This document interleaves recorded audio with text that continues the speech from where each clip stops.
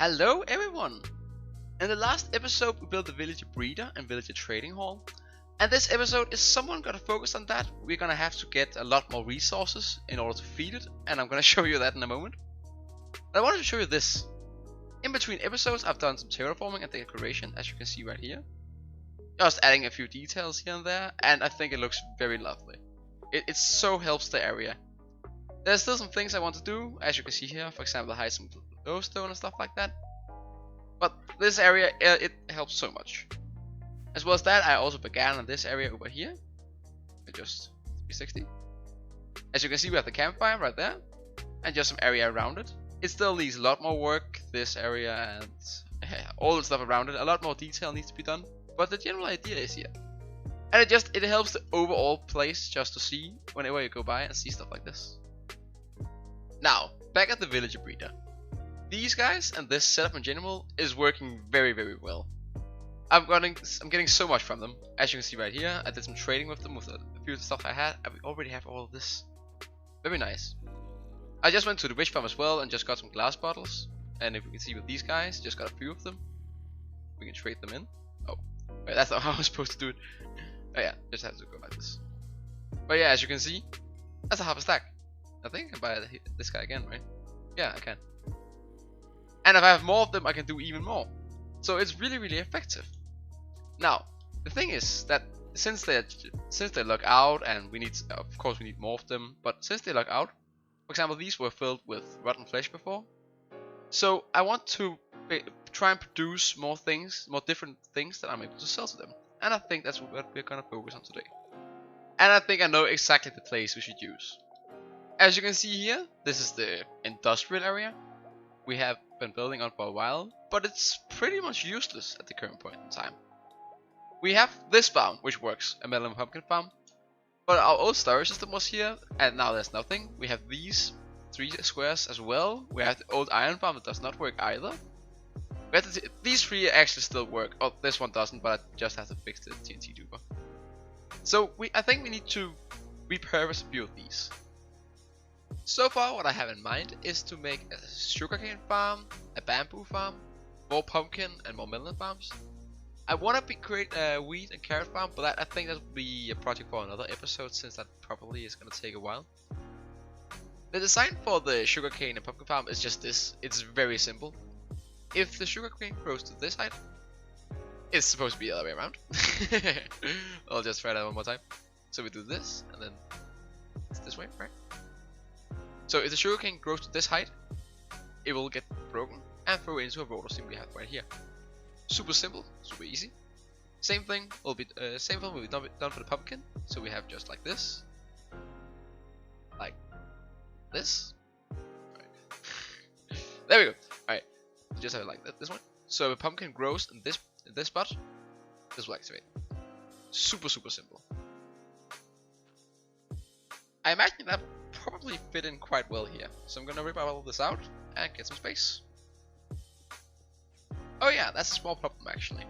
If we go 1 block more on this side, we will bump into this place. So maybe we should just place 1 layer down actually. Quite a simple solution.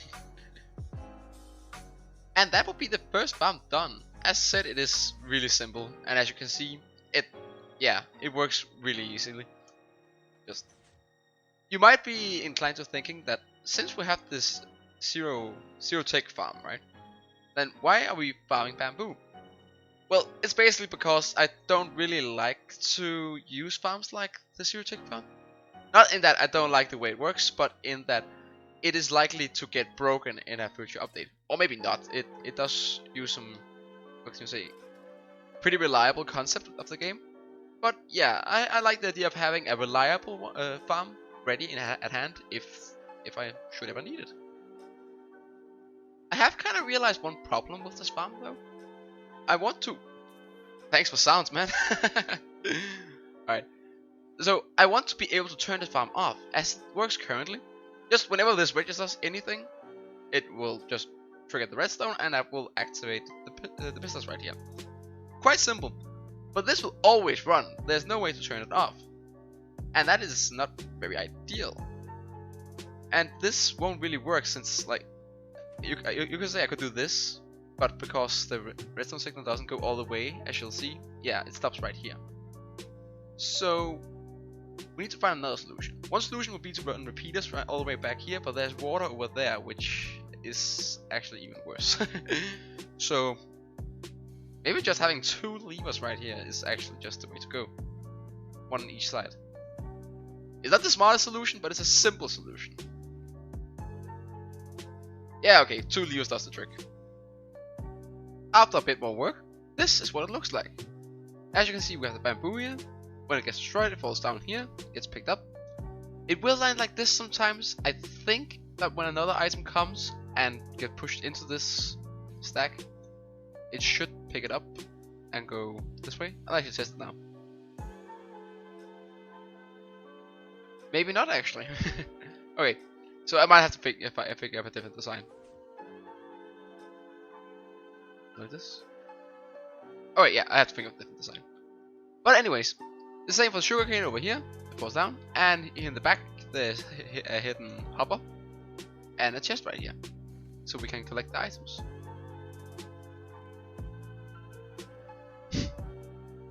Okay, I actually have a simple solution. It will only get stuck in here in case this one is destroyed, or pretty much only. So we just have to move this one like we've done at the other side, so it's actually quite an easy solution.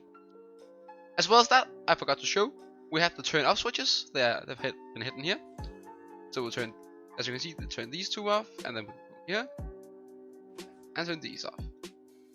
Same for the other side. Now, looking at this area, right, I don't really need all of these farms. Like, I think we're gonna create a wheat and carrot farm over here at some point.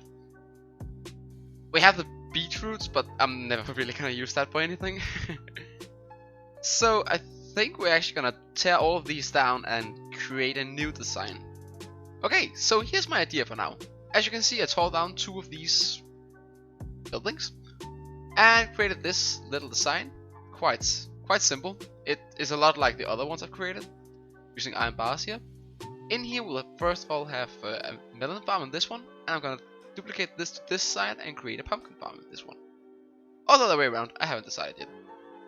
But quite a simple design, and it's just straight, and then we're gonna have some kind of collection system that we can pick them up from there.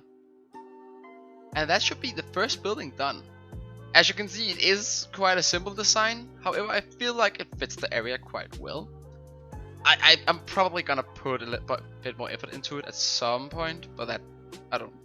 This will work for now. As you can see, it's only a single layer of these, and I'm just able to turn them off using these levers. Quite simple. I don't really need this to produce a lot, I just want it to be automatic so that we can use it whenever we need to, basically. And I just made it so that all the drops go into here, as you can see. And we have the sugarcane over here. And that will be the second building done as well. As you can see, it's exactly the same, just with pumpkins instead of melons, as we have right here. I placed some glowstone on this side to light it up a bit. As well as that, I'm starting to get back on decorating this industrial area a bit.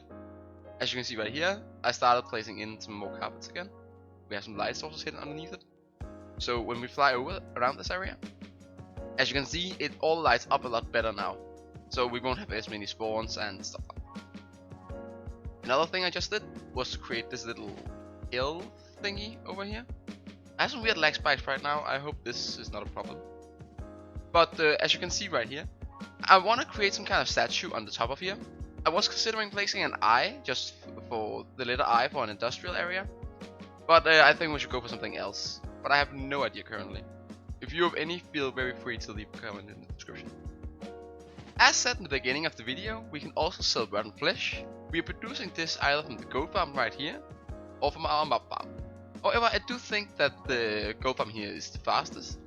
And as well as that, currently what we have been doing is to sort out the rotten flesh and just throw it into lava. But now instead we can sort it out and put it into some chests, since we're gonna use it. I think this should be enough. We just have a bunch of chests here, so whenever they get into the item fill, they'll just go through this line and go downwards. Quite a simple design, but I think this should be fine. I probably have to do like a big cleanup of this world very soon, because everything is starting to just get messed up and be everywhere. I might do this in between this episode and the next one.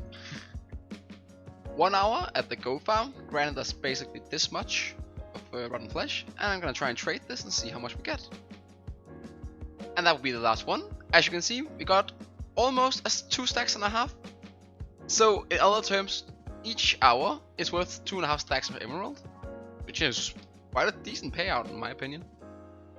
I need to figure out what to do with these now. We have also a lot of gold and stuff. I was considering if we could do like a City of Gold type build in this world. That could be kind of fun, I think.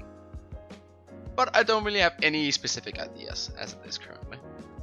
But yeah, I think this will be it for this episode. I hope you enjoyed it. Thank you for watching, and I hope to see you next time.